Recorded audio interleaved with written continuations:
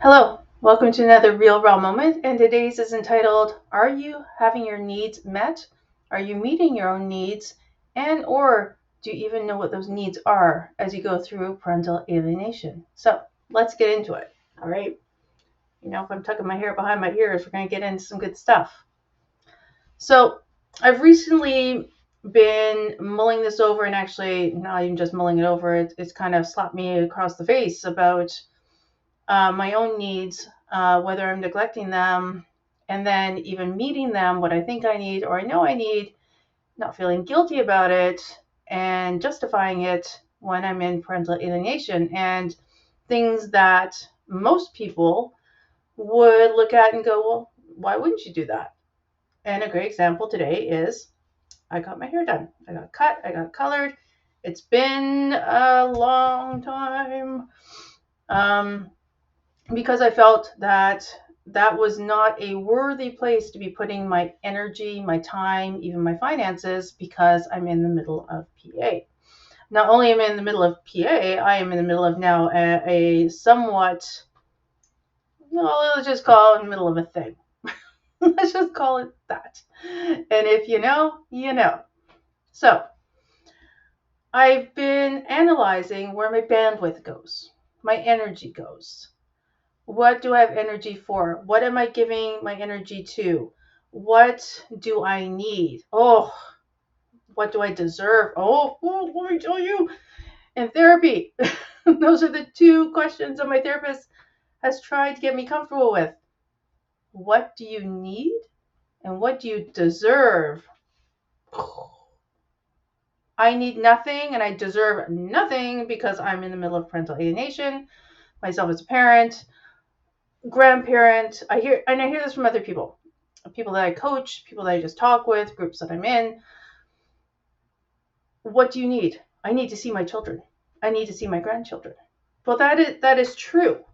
That's absolutely unequivocally true. Yes, you do. Absolutely. I need to see my son that I haven't seen in 2.5 years to talk to. I get it. When I first went through alienation, every hour, every moment, my thought process was taken up with what I needed, which was I needed them. And in the short term of that kind of fight or that need, you can focus 100% of the time on that. Despite all else, you can let most of the things go. If you have a partner or someone close to you that can help carry the load while you're focusing on that, I did not have that. You're lucky if you do. And even then, though, there comes a fatigue. And that's where I found I was getting to, was this point of fatigue. And there's nothing wrong with being tired in PA. In fact, if you're to tell me that you're not at some point, I really would be questioning I don't even know what I would be questioning, but as a health coach and a life coach and a whole bunch of other coachy things, I would seriously be sitting you down as a friend and saying, let's talk about this. Let's talk about your focus. Let's talk about what you're giving up, what you're not doing for yourself. So going back to what you need and what you deserve and the fatigue point. Fatigue points tell us that we are not being recharged. So it means that we're generally giving and we're not getting. Now, there's no necessarily quid pro quo, meaning an equal giving and getting of energies. And it depends on what you believe in. I believe in vibes, energy, the universe, energetics, science, all sorts of things. I hold a strong belief in lots of things. And it depends on your religious beliefs or your non-religious beliefs, and I'll leave that to you. In general, the principles stand that when you hit a fatigue point, you're not being nourished in some way. And in PA, I talk with a lot of people that hit the fatigue point, that they're working so hard, they're putting the energy out there, like for their children or their grandchildren, or their, in the case of grandparents, their adult children to understand and to turn the corner, and everything needs to be, is going to be fine. Not needs to be, we want it to be. It's going to be fine. And yet we keep giving and giving and giving, and we become virtually empty shells of ourselves. I see it all the time, and I hit that wall in the past couple of days of what I was putting out and what I wasn't putting in. And for me, I'm a party of one here in my own journey. And so it's up to me to invest and put back into the bank of Natalie. Whether I'm giving it out, I choose to volunteer in PA, giving it out to other people, friends, causes, my daughter who is with me. And I found suddenly I wasn't energized by giving out that energy. I was starting to really sink into myself, like an empty kind of shell with nothing that could fill in the energy that I was giving out. And over the past week, I've been thinking a lot about it. And then came the opportunity to book a hair appointment. I know, right? It's hair. How is that a big deal in PA? What does it matter? Well, for me, it mattered a lot. It literally lightened me because I got a bunch chopped off. It brightened me because I'm an extremely amazing person. And look at that. It's just like, oh, it lifted my spirits. It filled in some energy. It gave something back to me. Now, you could call it vanity, you could call it vapid, you could call it anything you want. For me, this was self-care. This was investing in myself to put a deposit into the bank of Natalie so that I could sit up tall,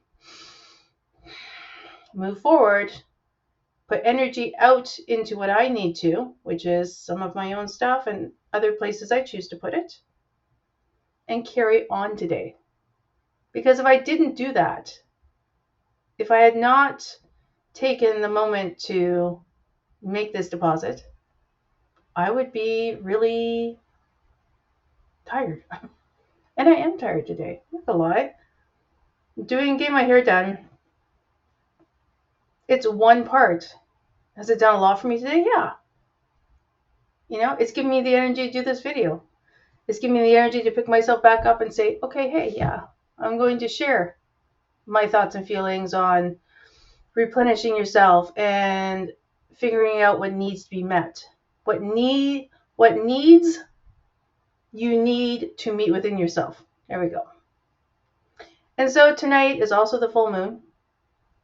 Okay, just stand by. It's not all woo-woo. I do believe in energetics. The moon controls the tide. You can't argue that phases of the moon actually do affect us. And a full moon is an opportunity to cleanse and reevaluate and be open with yourself and to jot down what you're missing. What do you need? Do you need validation? Do you need to eat better? Do you need somebody else to take over the load for a little bit while you recover from the constant thrall and energy that goes out when you are in PA? A good example of this is, do you need to take a break from a group? Do you need to stop interacting with opinions and one-liners and memes that don't solve anything and in fact can actually be quite negative? Do you need to take a step away from a certain friend or friends or a group? Or do you need to get out in nature more and be on your own a little bit more? The answers are just there with you. But here's what I will say. And I've done this before. I'm saying I give you permission. And again, some people will say, not everybody, well, Natalie, who the hell do you think you are to give me permission? Again, I am one soul doing these videos, sharing my own journey and my thoughts and my emotions in hopes that will help one other person. And something that I know that helps me internally is when I give myself permission to step back, step away, to examine, to cry, to not berate myself, to accept, to find joy, to take an afternoon off, to laugh, and not cry, or to cry and then laugh, to reach out to somebody, or to step in within myself and say, I need a little space from the world while I figure out my emotions first, and then step back out into the world. Only you know what you need. What I encourage you to do, no matter full moon or not, as a dear friend said to me today, there is no limit to the best time to do a self inventory, to figure out and ask yourself the question, what do you need, what do you want, and how are you going to get it? Monthly, daily, weekly. I encourage you to do it anytime you feel it. Anytime you feel the fatigue set in, take a step back and focus on yourself. It can just be a journal. It can be a piece of paper. It can be a thought process. It can be a walk or run. It doesn't have to be anything big. It does not have to be a new hobby. It doesn't have to be a life-changing activity that defines you.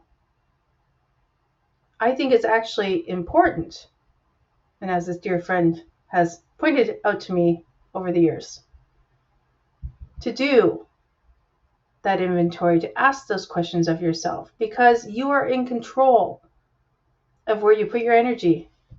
And yes, in PA, is there a situation that is taking our energy from us that we have in our hearts and minds? Maybe, what's the word I'm looking for? Not actively, but passively at times. I don't mean passively in the sense of we don't think about it. Just it's the undercurrent of our day, and sometimes it's the thing that we're actively thinking about or working on or trying to fix. You have the power to figure out A, your capacity, and B, your bandwidth, and see where it all goes. You have no obligation other than, okay, you have to go to work. Okay, right? You have to eat or cook, the survival things that we have to do. Beyond that, there's a lot of hours in the day, and there's a lot of energy and opportunity to figure out what you need and where to put your bandwidth. And that can change every single month, every single week. So I really want to know actually what you think about this concept. And again, as always, this is me. It's in one take. These are my thoughts, stream of consciousness.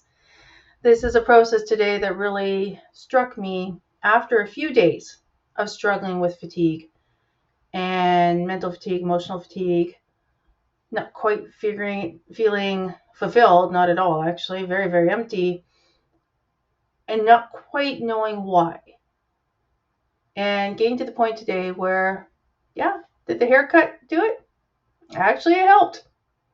And sometimes those things can be the kickstand that holds you up. So you're not going to just topple over and never be able to get up. You're going to be able to like lean into that and go, okay, all right, we can keep riding on. So I hope my analogies made sense. I would love to know your feelings and comments below.